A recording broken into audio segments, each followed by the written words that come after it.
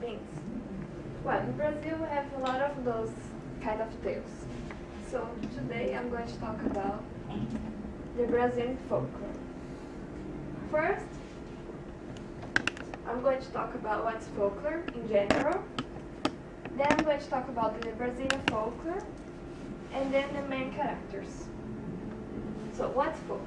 Folklore are basically customs and beliefs that are passed generation per generation, and it's something that's very oral. It's not like writing. There are books, but people usually tell to each other.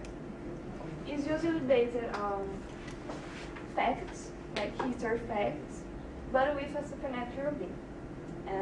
Usually it's like a villain or a hero, and it has always a moral, so it's like it teaches you a lesson at the end. And it's all around the world. Here, like an example of Japanese, here's India, and here's the American one.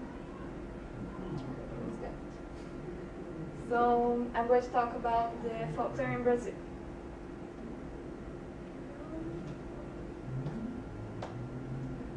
So these are images.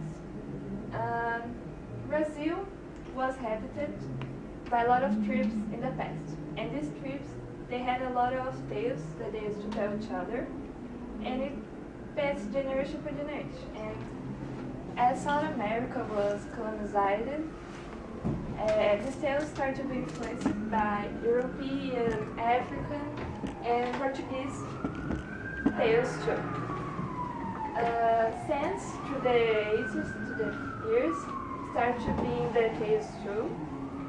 And nowadays they have to make adjustments for nowadays because people are different and they think different, so they have to adjust it. So it will teach a lesson at the end.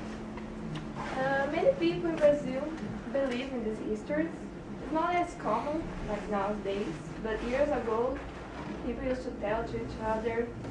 They really believe in it. Like in the north part of the country, there are like parties, festivals for characters from this.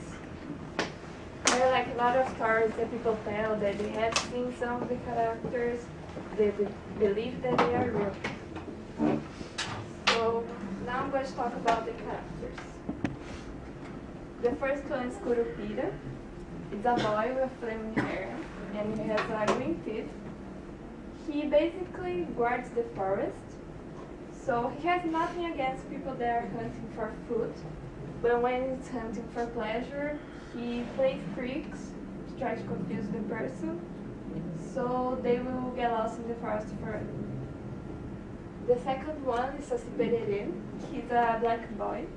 He has holes in his hands. He smokes a pipe and has a red cap.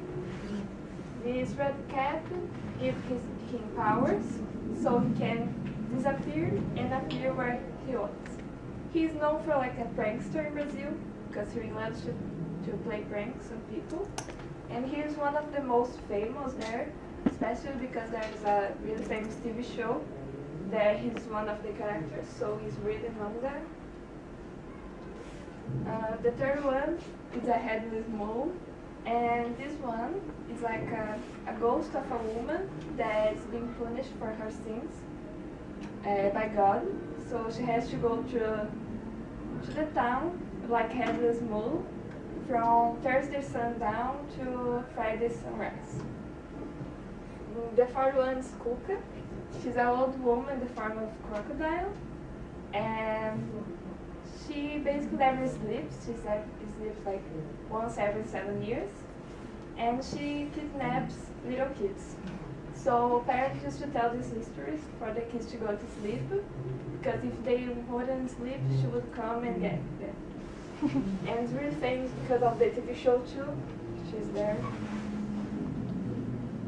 The last one is Boitatá. It's a big serpent that it survived a really big flood. So it entered a cave and stayed there for many years. So it made its eyes grow.